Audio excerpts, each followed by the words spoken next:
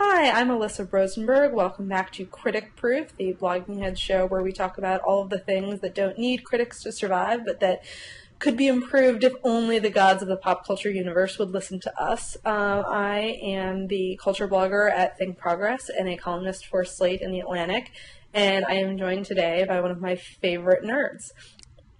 Hello. I guess I should introduce myself. My name is Jamelle Bouie. I am a writer at The American Prospect, and I suppose you can call me a nerd. In fact, you can definitely call me a nerd. I feel like that's not an unreasonable assigning of an identity to you, considering the number of animated movies I've watched at your house. But we're here today because there is crazy news that's either awesome or disastrous, depending on how you think about it. We're getting a new Star Wars movie. Yes. This is a thing. It's happening. What was your initial reaction? I mean, my initial reaction was, what? Which, I mean, after thinking about it for a bit, and for a bit meaning like 10 minutes and a couple Twitter jokes, I'm at the point now where I think it's actually a good thing. I think that this might actually be one of the better outcomes for Star Wars. Yeah, I mean, I think both you and I are in the camp that it's probably a good thing for Star Wars to be taken away from George Lucas. As much as, I appreciate that the man gave us the franchise, he has not exactly been the steward of its best interests. Right, and more importantly, I don't think he wants to be anymore. I recall earlier this year in an interview, he said something to the effect of, why would I want to make any more movies if people are just going to make fun of me and tell me what a terrible person I am? Which speaks to, I guess, I mean, which is true, people would make fun of him and tell him what a terrible person he is, but I think it speaks to a sort of a dissatisfaction he has with being George Lucas of Star Wars, and not just George Lucas, generic filmmaker. Right. And I mean, I think it's hard when you start your career just being a total revolutionary, to try and find ways to evolve again, if that makes any sense. And, Red Tails, his most recent movie, is not something that, let me put it this way, he started out as sort of a technical and sci-fi revolutionary, and, what he's wanted to do recently is make a movie with a lot of black actors about African-American history, which didn't really go so well for him either. And so I don't really blame the guy for wanting to, take $4 billion that he's going to donate to education and then just sort of do whatever the hell else he wants with his life, which, that's not an undignified exit for him. Right. And, I mean, for all that the fandoms kind of make the guy a joke, I mean, I actually think he has across the board pretty solid movie making, probably pretty solid intentions, both sort of a movie maker and a human being. Right, no, he's not, he didn't change the original trilogy to stick it to people, the prequels weren't good, but that wasn't because he was trying to crush the dreams of Star Wars fans. Right.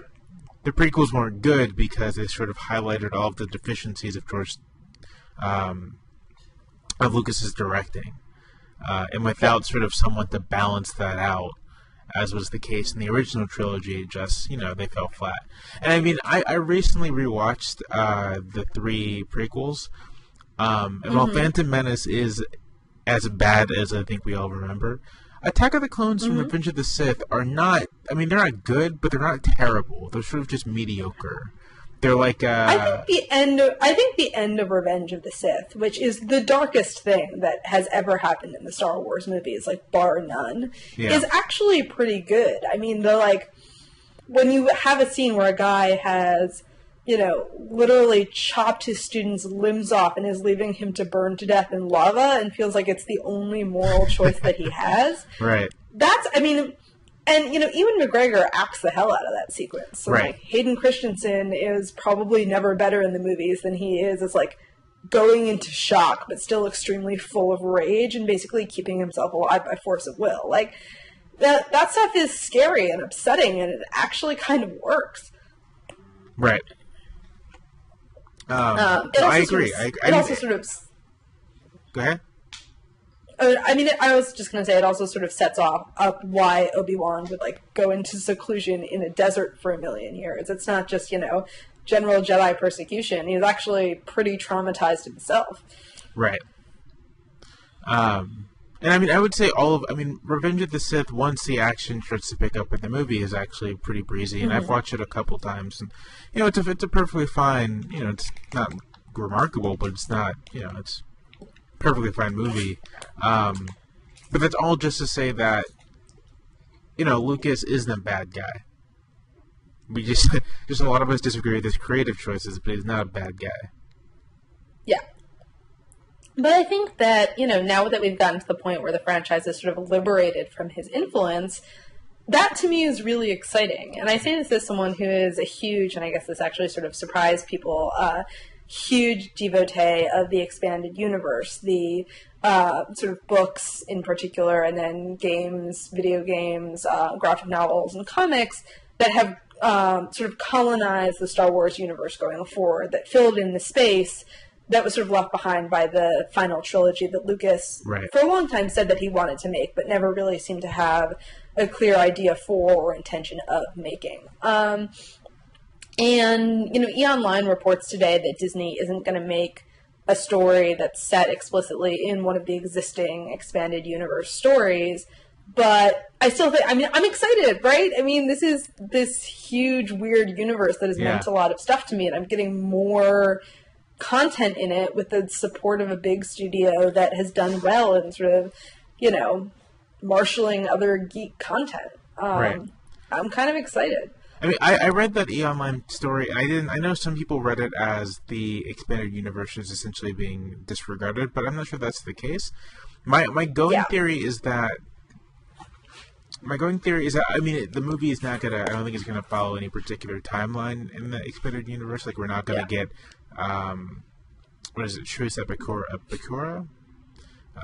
Truce Epicura is super weird anyway, right? Truce Epicura, the Jedi and the Empire have to get together to defeat a race of soul-stealing aliens. Yeah, it's something crazy. We should just say that there are a couple immediate post-Jedi stories, including that. You have their whole Rogue Squadron series. I don't think any of that is Heir to the Empire, yeah. Those aren't going to be, I think, explicit storylines or anything. I think what will end up happening is that whoever ends up writing and directing the movies and producing the movies will just mine the expanded universe for ideas. And there are lots of them there.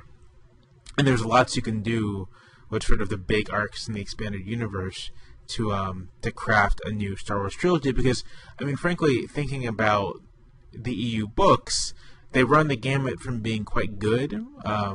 The Thrawn trilogy comes to mind.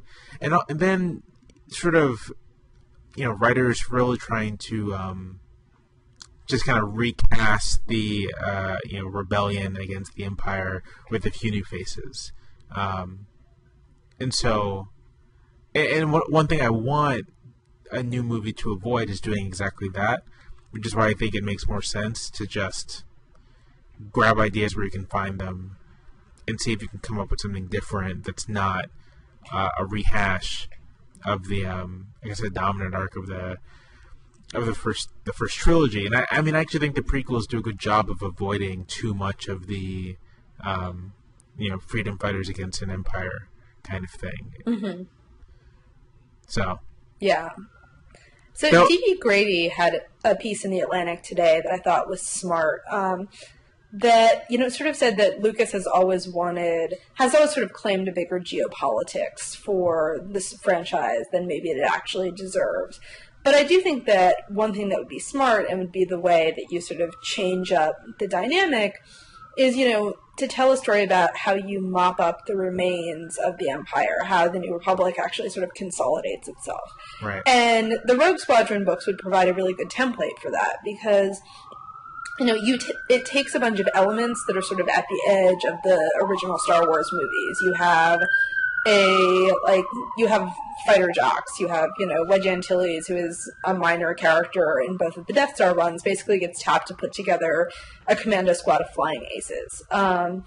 and they end up, their job ends up being to capture Coruscant, the imperial capital planet that's essentially like New York City, but covering an entire planet. I mean, it's like Star Wars Dirty Dozen. Exactly. It's like Star Wars Dirty Dozen. You end up having like a Jedi Knight hanging out with an alien lawyer, with the daughter of, the scion of like a big industrial family. Right. You end up drawing from a lot of different parts of the universe to do different things. And I think, a sort of, because the story has always been sort of human-centered, right? It's, Han, Luke, Leia, a couple of droids, and I think actually building out using the fact that there are all of these elements of the universe would be really awesome. Right. I actually think, so if we're thinking just expansive, I think something like Rogue Squadron is way better suited to a television show. Yeah, you're probably right. I was thinking about this. I mean, there are, it's fun because there are elements of it that you can use to, I guess, like reverse the traditional cast of characters in Star Wars. So in Star Wars, you have Luke, young audience identification character. You have Han, older, rogue. You have Leia, not a damsel in distress, just like a very what's the word I'm looking for? I mean, the inverse of a damsel in distress. Right, the inverse of a They show up to rescue her, and she's like, "Good Lord, you guys are hopeless." Right.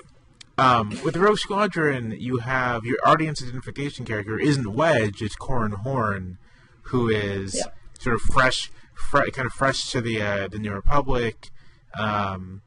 He's also a cop. He's a cop. He's an experienced guy. He's like sort of vaguely familiar with the Force, but not really at all.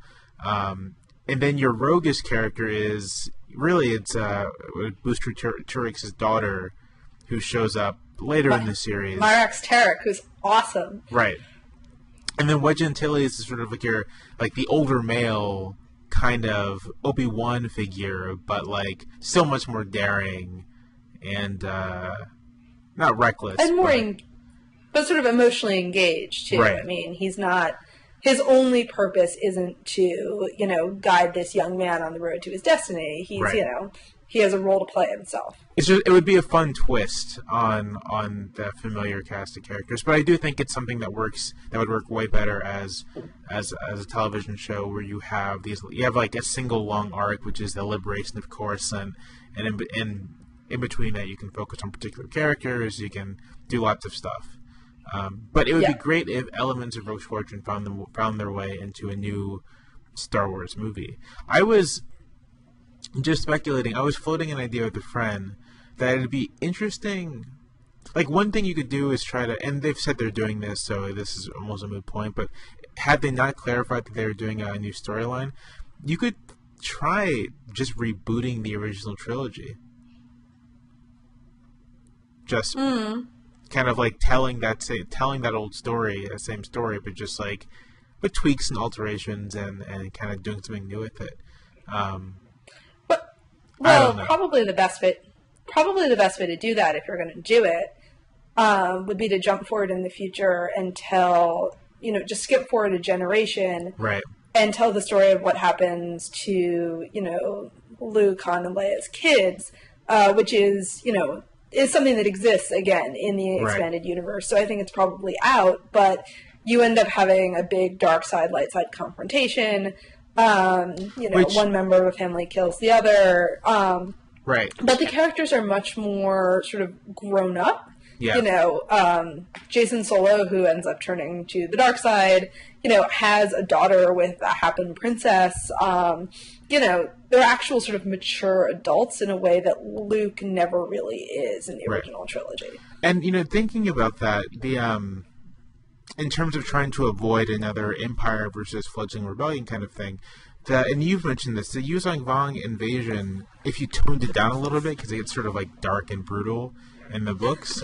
It's super brutal. If you tone that down a little bit, it forms actually a decent backdrop for everything, because you can sort of use the Skywalker Solo descendants as your main characters. You can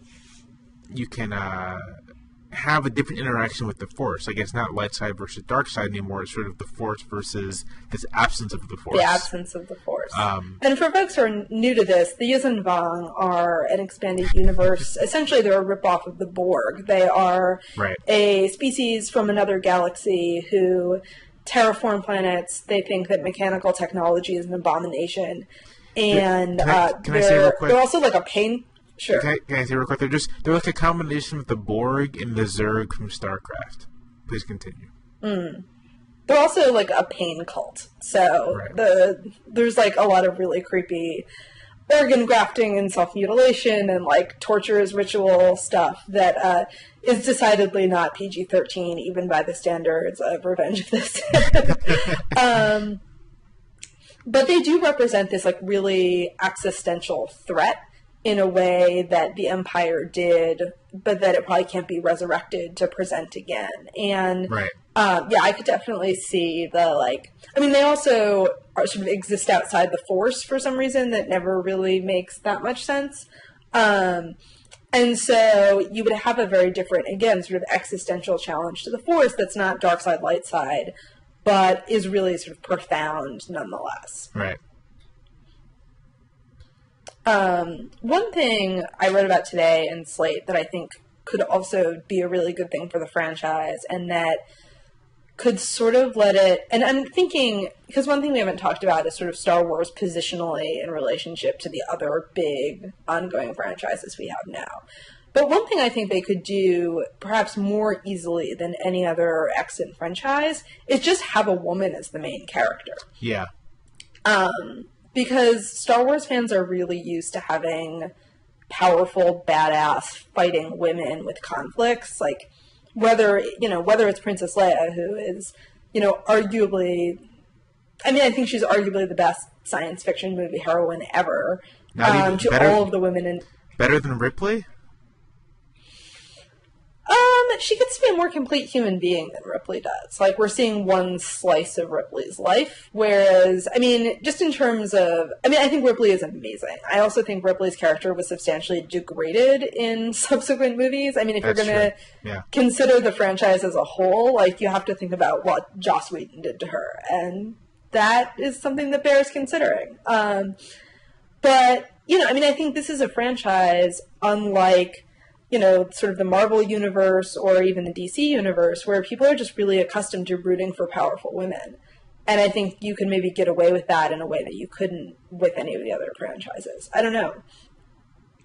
Yeah, I think that's right. I mean, I may be a little hesitant just because of knowing the degree to which sort of like sexist attitudes are very much existent in nerd culture. I may be a little hesitant to say that Star Wars fans as a whole would be enthusiastic about a female main character, but I think it's a great idea. Why not? And in fact, I mean, here's where the expanded universe provides a lot of grist for the mill. Jaina Solo is a great character. And it would be a great, would be great for audience identification for going into this new universe. Someone who's both familiar. Because she is the daughter of Han Solo, and she still has a lot to learn about the galaxy. So, no, I'm with you. I mean, I think a new Star Wars trilogy is just a really great opportunity for bringing more diversity in the major movie franchises. Like, I would love to see more non-whites other than Lando Calrissian, who, although I love Billy D. Williams, it is a little suspect that the only black guy in Star Wars also betrays, the best character. Yeah. And is a gambler and a womanizer. He is awesome, though. I mean, the cape is great. Oh, yeah. No, he also ultimately does come around and get to save the second Death Star mission. So, he does get... But no, I agree. I mean, I think, one of my readers said something that I thought was really astute is that, there's this sort of missed opportunity in the prequels where you introduce this diverse, interesting, human, non-human, sort of Jedi council and then don't tell any stories about any of those people. And, I would hope that if we're going to do a sort of let's rebuild the Jedi Order and have, an army of space ninjas, that there's at least some thought into, making that more diverse, both, you know, from a representation perspective, because, like, Mace Windu is awesome, but he's also just like Samuel L. Jackson doing his thing. Right. And, you know, diverse from the perspective of opening up the world and opening up storytelling opportunities, and everything else. I also just think, and I think there hasn't been nearly enough discussion of this, like, taking these movies away from George Lucas, one of the things that should be mandatory is just like a racist nonsense gut check on all of the new sort of alien species and everything else. Because, like, right. I Jar Jar Binks is an abomination. Right. Or the Trade Federation leaders who are just like Orientalist stereotypes. Right. Or the guy, like the flying bug guy in Phantom Menace, who is just like an anti-Semitic caricature. Right.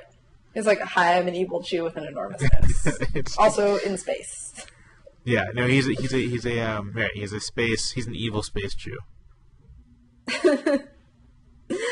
I mean, one of the questions I have about that, and maybe you've thought more about this than I have, is like, you know, to sort of circle back to the Grady piece, you know, let me try and find the right way to put this. Like, what should the metaphor be, right? I mean, there's a lot of sort of Cold War stuff in the initial trilogy, whether you actually believe that, you know, the rebellion represents, like, the Vietnamese independence movement, and American power represents, like, the empire.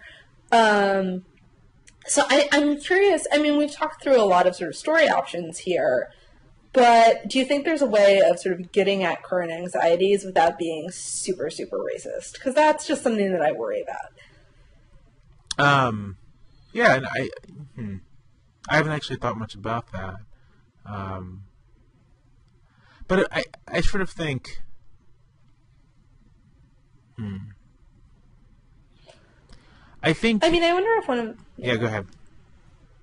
I mean, I wonder if one of the ways to do it is to tell a sort of like, you know, insurgency / Al-Qaeda style organization, right, where the remnants of the empire are sort of what you need to mop up, and, you know, an organization that's capable of launching terrorist strikes and, you know, undermining the rebellion or now the new republic and everything else.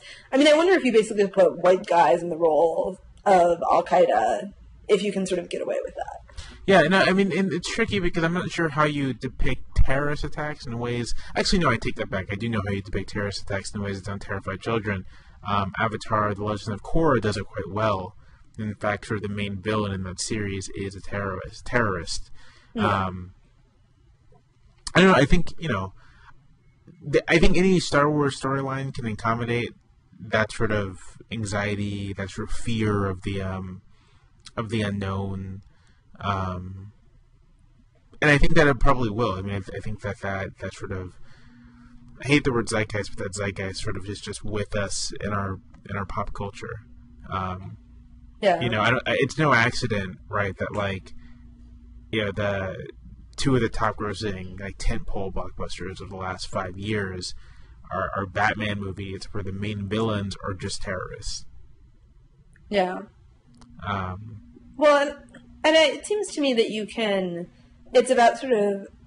Much of the time our anxieties are centered around a particular person. It's like, we are scared of Osama bin Laden. We are scared of, like, crazy Russians. Right. But if we keep... I wonder if we keep the sort of the shape and form of conflicts, but just with different combatants. I mean, again, you could do... You know, if you want to do, like, a China story, one of the stories in the Rogue Squadron arc involves a planet that produces Bacta, this, like, sort of wonder medicine. When you see Luke, like, bobbing in the tank in the first act of Empire Strikes Back, that's Bacta. It's like a wonder drug.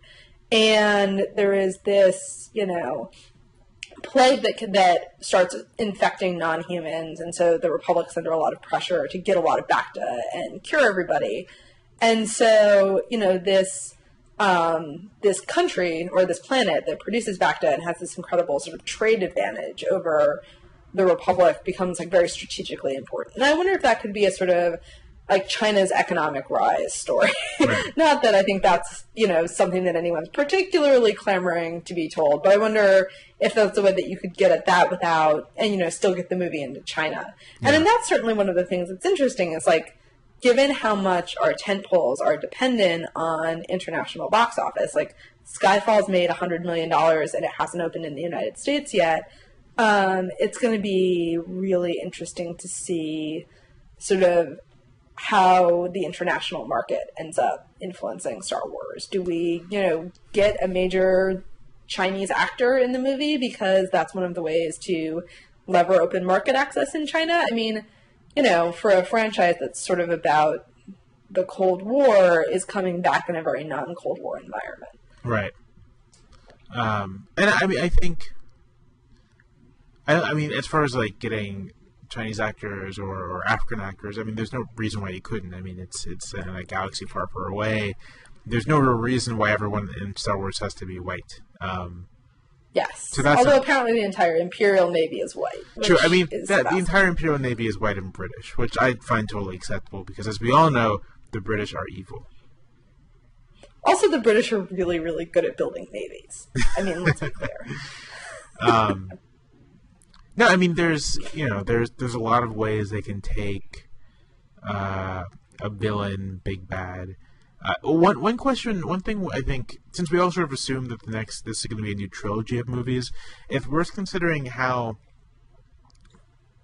to do that. Like, yeah. The funny thing about the first Star Wars trilogy, right, is that Star Wars, in a lot of ways, is a standalone movie. There doesn't need to be... Yeah. The sequels are great. Empire Strikes Back is fantastic, but they're sort of... if you only watch Star Wars, you won't really be losing anything. And I think that's the approach that they should take for this next movie. I don't think it should be something where they're doing it... Of course, they have sequels in mind, but in terms of making the movie, I don't think they should do it consciously with the sequel in mind necessarily. Because I think that leads you to maybe overthink the narrative stuff you're trying to do. You try to get too much possible in there for later payoff. And I think any new Star Wars movie really ought to be, even if it's not a reboot in the sense that it should be a reboot in the Casino Royale sense, right? Like a back to basics kind of story. Which is why I'm hesitant to worry too much about how you kind of reflect our current like political reality or anxieties, because I think your main goal should just be to tell a fun adventure story. Yeah. However you do that, whatever story you decide to settle on, it should be fun and adventurous and have a colorful cast of characters and memorable villains, and try to provide as much of a modern spin on that classic formula as you can, which is something the prequels didn't do. I mean, I think part of the failure of the prequels is that Lucas was very much trying to just like completely replicate what he did and not try to update it. Yeah. And it kind of just fell flat. Yeah, well, and I think part of the challenge, and our friend Peter Suderman said on Twitter that one of the challenges is that the first 6 movies are really sort of the Darth Vader story. And right. I think you can quibble with that. But, he is the through line of the first 6 movies, and he dead. And should stay dead for storytelling purposes, just because, there's no more to be wrung out of that mangled corpse. But if it's a 6-movie story about, this good guy who turns into a bad guy, who turns into a good guy again, the antagonist is going to be really important. Right. And, imagining who that is going to be is tricky. I mean, in a way, it's almost more important than figuring out who the hero is. Right. And, there's that... Star Wars is interesting because there's the main villain, Darth Vader, and then there's the meta villain, which is the Empire, the Emperor. It's sort of Darth Vader isn't quite a mini boss, but he's the Emperor is the boss of the game. Okay, so here's what it is. Bring in the video game analogy. Sure. Darth Vader is the boss in old Super Nintendo games that you get to in the penultimate stage of the last level. You beat him. And then you discover, no, wait, in fact, there is another boss who you actually have to beat now. Okay. And so having that kind of dynamic in the new trilogy would be good. Just like a personal adversary for our hero character, and then also sort of a broader struggle. In the first trilogy. That's actually something. Go ahead. That's actually something that the Rogue Squadron books did really well, because Corran Horn's initial enemy is Curtin Lore, this Imperial agent who oversaw him in the Corellian security force for a while. And Lore is sort of his personal nemesis, but the woman he's working for, Asan Isard, the former lover of the Emperor, all-around baddie, wearer of much red, stealer of Rogue's hairstyle, is actually the big bad. Right. And so you sort of, Corran kind of gets sidetracked into his enmity with Lore, and then once he's dead, has to sort of go on and track down Isard, and it becomes this sort of secondary level struggle. You move from the sort of personal to the geopolitical. I really want a Rogue Squadron TV show. I can't even talk about how badly I want this. Like, I want Michael A. Stackpole to get all of the money, and I want it to be awesome. I mean, there's definitely space on television for it, right? Like, let's say you have a new Star Wars movie, it's wildly successful. The great thing about the expanded universe stories is that a lot of them are essentially side stories, things that are happening concurrently to other major events. And so, right. Much in the same way that Marvel is doing a S.H.I.E.L.D. series that runs sort of concurrently with the Avengers and the movies, you can do a Rogue Squadron series that sort of fills the gap for space opera on television and, provides a different look at the Star Wars universe. It doesn't really even need to be a live action. I mean, Star Wars: The Clone Wars got off to a rough start, but it's actually a pretty solid TV show that is pretty nuanced. And I can easily imagine that treatment for something like Rogue Squadron, and would love to see it. Well, there's been sort of an effort to do a live-action Star Wars TV show forever. Nobody actually knows what it's about. It's constantly sort of in the tank. But, I mean, obviously Disney has moved very, very aggressively because, of course, Disney is part of, owns the ABC television group. So when they did the S.H.I.E.L.D. show, they could just put it on ABC, they can sort of tell Paul Lee, who's the programming head there, it's like, this is what we do. And so, that this could be something that just fast tracks that show and gets it on board. The question, of course, is, what they do with it. It's also just interesting for ABC to suddenly be in a company with all of these sort of big fanboy properties, because ABC is the fourth place network. NBC just barely managed to claw its way above it last season. And it's also a very heavily female network. What they do is smart, sophisticated soaps. That's why you've got something like Nashville on the air. And so both the S.H.I.E.L.D. show and now the Star Wars show are in certain ways in sort of direct contravention of their brand. Right. And I'm going to be curious to see how all of that shakes out. Does ABC just become this big geek network? And in a way that would kind of test the power of the market, because it's one thing to ask people to go to 6 hours of movies a year, and it's another to actually get, 20 million people to watch a TV show every week, or even 10 million people, And in a way, I think television with both S.H.I.E.L.D. and, the Star Wars show, if it ever happens, could be sort of an interesting test of the outer limits of the power of the geek market. Because even something like Battlestar, which did relatively well, was not a hit by network terms. It was a fairly successful sci-fi network show. It was not a network-level hit. Yeah. Yeah, that's a good point. And I don't know. I mean, maybe that's why I think it's worth considering the option of just doing something that's more geared towards kids. That can, or at least teenager, young. What are we calling the between 10 and 14 now? Tweens. Tweens? Yeah, tweens. Tweens. TWENS. For those of yes. Teens. Since neither of us have kids, it's all vague, terrifying terminology. People who We're can't gonna have to know drive these yet. things someday. Yes. But this is sort of the question that hangs over the whole new movie project, isn't it? Because, one of the things that I thought didn't work about the prequels and where the prequels got better when they kind of shrugged this off was the idea that we're going to make this really appealing to kids. We're going to have a tiny, adorable hero. We're going to sell all of the merchandise and all of the land. And, like, the Anakin stuff was terrible. I mean, so terrible. And, you know, I think that's one of the reasons Revenge of the Sith is better. It's an actual grown-up story, given the people who are involved are, like, kind of immature, dickish grown-ups in certain ways, but it was an actual grown-up story. Right. Or at least it was a story that wasn't... Because, I mean, I don't necessarily know if Revenge was a grown-up story, but it was a story that had appeal to grown-ups. That was, like, a bit more universal in its appeal. And the problem with The Phantom Menace, particularly, is that George Lucas seemed to think... He seemed to confuse the fact that Star Wars was popular with kids with Star Wars being for kids. Which are two very different things.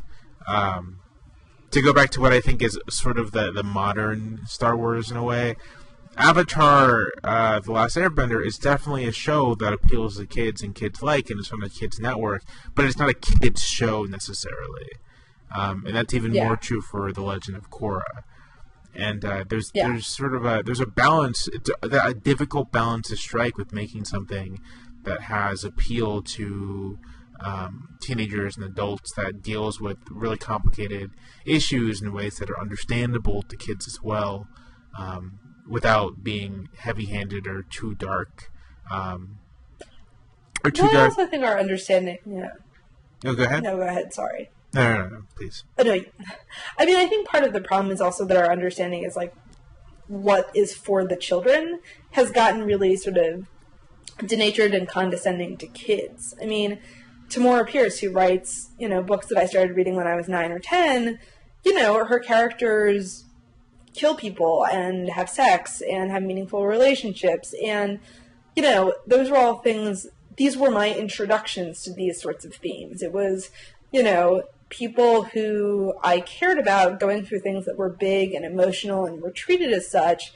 So I could sort of invest in and get a sense of the emotional resonances around those things. But it wasn't like hugs and puppies, you know? And I mean, how old were you when you first watched Star Wars?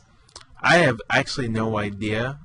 As long as I've been aware of myself as an autonomous person, I've been aware of Star Wars. So it could be anywhere. I mean, it's probably like when I was 5 or 6 or something. But I couldn't actually tell you the first time I saw Star Wars. I mean, I was a little older than that. I think I was 10 or 11. Maybe even 9, but like 10 or 11. And my cousin, who's a couple of years older than me, was like, you haven't seen Star Wars? You have to see these movies. And, you know, I just remember being totally enthralled by them. And I was, you know, I mean, I was a good 8 to 10 years younger than the characters, you know, if Luke is like 18 and Leia sort of, well, I guess Leia's 18 too, although she comes across as so much older than Luke in the movies. It's like hard to believe. It's hard for me. It's almost hard for me to fathom that they're twins, because he's like this total innocent. She's like, I'm off being a princess. Like, I have a rebellion to run, bitches. I mean, I think Carrie Fisher actually was like the youngest person, one of the youngest people on cast. She must have. She was she was like 17, 18. No, 18 or 19. 18 or 19 at the time. Yeah. But yeah, and I just remember, I mean, just sort of how overwhelming the sensation. It was like I'd finally found this thing, right? It sort of made everything click into place. Right. And the idea that you would need to dumb that down and have it be for kids is just, it's almost unfathomable to me because of sort of how right they were for me at the time that I encountered them. Right. You know, and I was someone who, like, I wrote fan fiction. I am sitting next to the, like, old school Guide to the Star Wars Universe, which is on my couch right now, you know. I mean, it just sort of got me at the right time. I mean, I think, you know, Matt Zoller Seitz, who's the TV critic at New York, kind of joked on Twitter. It's like, you know, all of our imaginations are just colonized by Star Wars in a really powerful way. And I think that's what makes people both really excited for these movies and really scared of them. I mean, I am optimistic because it's in my nature to be optimistic about all new things, but I'm scared too. These things, they mean a lot to me. I don't know, maybe that's cheesy.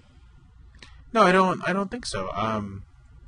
I too am both a little scared about what might happen, but also hope. I mean, I'm optimistic. I'm hopeful.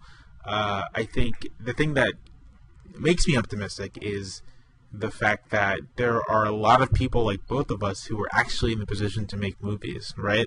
Like, this is sort of the exciting thing about Star Wars being away from Lucas, is simply that you have a generation of filmmakers and writers and producers and everyone who loves Star Wars, who Star Wars was very influential to them, and would love a shot at like being part of a new Star Wars movie and trying to kind of recapture the magic.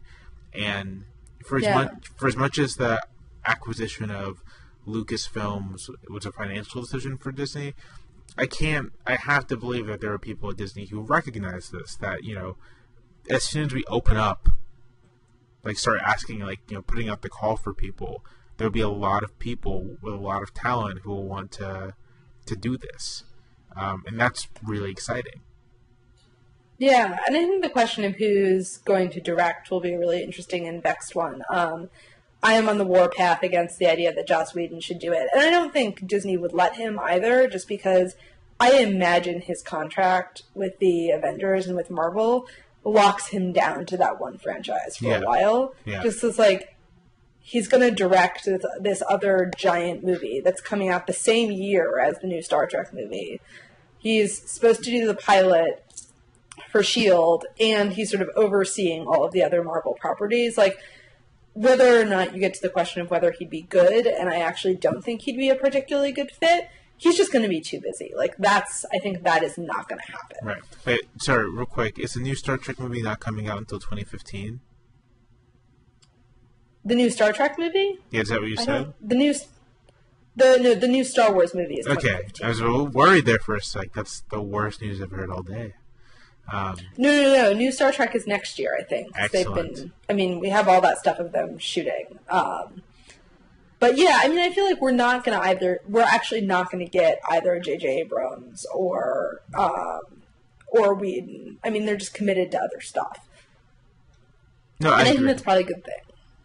You know, I'd sort of like for some other, you know, person of merit who's never quite gotten the ginormous shot that they deserved, you know, to get a chance to play with this one. I also think this is one, I mean, if you have a female main character in particular, you know, Patty Jenkins was supposed to get a shot with Thor, you know, maybe she could do it. Right. I mean, Catherine Bigelow directs one hell of an action movie, like, you know, try to lock her down after Zero Dark 30 is out. I just, you know, I feel like a lot of the conversation about this movie has actually revealed sort of how conservative and pessimistic our thinking is about action movies, just because there are a lot of good options out there and everyone's defaulting to like, oh, maybe Christopher Nolan can do it, which, come on. No. Christopher Nolan likes puzzle boxes, not people. I mean, you would need someone who had a sense of, fun and adventure. I think that is the key thing. You need someone with a sense of adventure. And I'm not sure who you could try and get Spielberg back. Yeah, I mean, that's Spielberg. I think Spielberg would actually be a pretty natural fit for Star Wars, because it's sort of like his aesthetic. If I'm thinking like people, you know, like people who've done movies that I think capture this really well, sort of just, you know, this is not anything realistic. Kind of like, you know, who can I think of who'd be great for a Star Wars movie? Richard Donner would be great for a Star Wars movie. But as far as like, you know, because I saw that too on Twitter. I saw lots of people suggesting, you know, Nolan. I mean, of course, Whedon. There are a few of the names that popped up, and my thought was like, these are all great people, but I'm not sure that they're the right fit for something like Star Wars. Which, you know, while Star Wars has its elements of real darkness, I mean, Empire Strikes Back is actually a pretty dark movie from beginning to end. There's still, you know, the overriding feel of Star Wars is adventure and like heading off into the unknown. And I'm not sure. I would just want someone to be able to capture that in a really good way. Well, I think sort of two things about this is that so much of what's come after Star Wars is kind of commentary on it, right?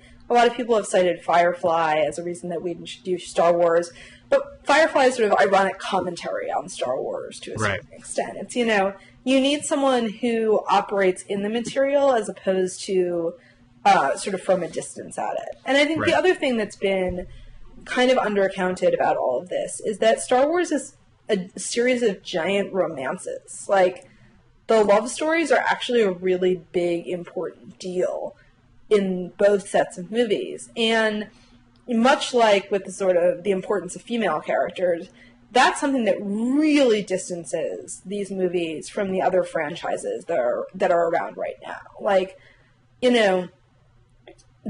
all of the sort of Marvel and Avengers stuff has romance as like a side plot or as sort of a point of emotional inflection, but they are not romantic stories. They are not romances, I mean, that's in a way, I mean, they're very adolescent to a certain extent. It's like the girl is pretty, but she's also the secretary and I have to go off and play with my toys. Like, Jane Foster has been offered a job someplace other than New York. Pepper Potts is like going to be attacked or whatever, but none of these women have, like, there are no partnerships of equals, and there's no suggestion that sort of romance is as worthy a plot point as, like, making things go boom. And that's actually, I think that's finding an action director and an adventure director who's also, and writer, too. God, we haven't even talked about writers. We're all just assuming the director is the most important thing. Which it probably is not going to be, if only because you're probably going to have a really strong, like, second-line director and fight choreographer handling that stuff. Anyway, I'm ranting. But, you're going to have someone, and I think a set of actors who can pull off more credible romances than the prequels did. Yeah. I mean, if Natalie Portman and Hayden Christensen had so little sexual chemistry, it was almost an inverse polarity. Like, part of the... Yeah. I agree, and I think, the other thing that Star Wars has that a lot of action series don't is this kind of mysticism to it. I mean, the Force is mystical, and this is a widely commented on failure of the prequels, but the prequels sort of sterilized the Force in this weird way, whereas in the original films, you never really was sure the limits or the potential of the Force, but you knew it was something that was powerful and that people sort of had, or at least Jedi had respect for, and that part of what made part of the resonance of sort of Luke becoming a Jedi was the fact that since the Force was an intensely personal thing, which could lead him to great good or could lead him down the path of his father, and that's sort of that kind of stuff is not really in action movies at all.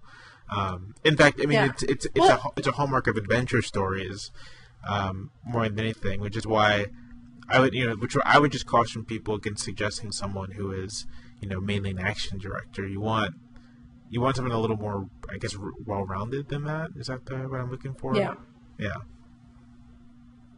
Yeah. No, and again, that's another reason that like the Yuuzhan Vong stuff would be good. It's like, what happens if you have something that's a direct challenge to your faith? Right. If there's like this dead zone in your religion, I mean, that's fascinating stuff. And I don't know, I'll be curious to see what story they end up telling. I mean, I just think there are so many guides for good stuff in the expanded universe. It would be a shame if they, didn't at least rummage around in there a little bit. Yeah, yeah. I mean, I'm sure some poor intern is going to, spend a lot of time reading over the next 6 months to a year. This is what the holocron is for. They actually have someone who's maintained the continuity. That's true. That's true. God, I wonder if Disney gets the guy who keeps the holocron. Wired did a story about him 5 years ago. Maybe it must be a very weird time for him, especially if they do decide to blow up the expanded universe continuity. He's going to be in for a world of anxiety, I would say. Yeah. I mean, I don't know. I don't know how concerned Disney is with the expanded universe continuity. One thing that is interesting to kind of speculate about is now that it's not under Lucas's control, what do you think are the odds that Disney releases remastered versions of the original theatrical versions? Because the only obstacle to that really has been Lucas. Yeah. and there's like a real market. I mean, like if that were to happen, right? Like if tomorrow Disney said, "Hey, we are dropping. You can buy anywhere. You buy Blu-rays, DVD, digital content. The original 3 movies Home shoots first. Woo! restored in their theatrical versions. There's no Hayden Christensen at the end of Return of the Jedi. Han shoots first. Everything you know and loved about the movies, just better looking, would sell like hotcakes. Like you could price them. Yeah. You could just charge whatever you wanted for them. Yeah. I mean, and I think that's actually, that's one of the reasons, and maybe I'm overestimating the market here, but it seems like the expanded universe is worth keeping because they're essentially buying the investment that Lucasfilm put into creating that, right? I mean, if they can just juice demand for all of this stuff hugely, and like the only price to them is maybe digital conversions for ebooks or comics readers, I mean, I would want to monetize that just because I'm lazy. Right, and, exactly. It's a cash grab. And a bunch of it's out of print. Like if you do a Rogue Squadron show and put the Rogue Squadron series back in print, it's so easy. Right. I mean, that's sort of one of the weird things about, at the same time that Lucas seemed really concerned with making money, there are so many opportunities for like getting easy money that it just forwent. Yeah.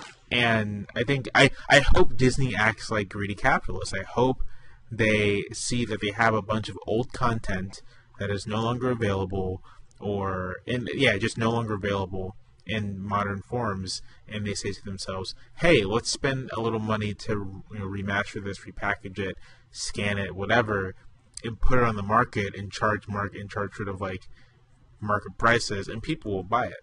Like if Disney put out electronic versions or even just big omnibuses of Star Wars comics, I'd buy it, no problem. Where can I give you my $50? I don't see the upside for Disney of just totally trashing all of that potentially valuable intellectual property and then paying to start building it all over again. Right. Does that make any sense? Like, that makes sense. Seems, just from a business perspective, like, that is a source of cash in between movies. It is a source of cash that you can use to finance more movies. It's a source of cash that you can use to take another John Carter-like gamble. I mean, it's also free money, basically. It's also a source of goodwill, right? Like, if Disney were to do a remaster of the original theatrical versions, they would buy a lot of goodwill from the Star Wars fandom. And a big benefit of the doubt. What you would have is when the new movie came out, you would have a bunch of fanboys and fan women saying, "Hey, they gave us the original, so let's see what they're doing with this. Let's go check it out."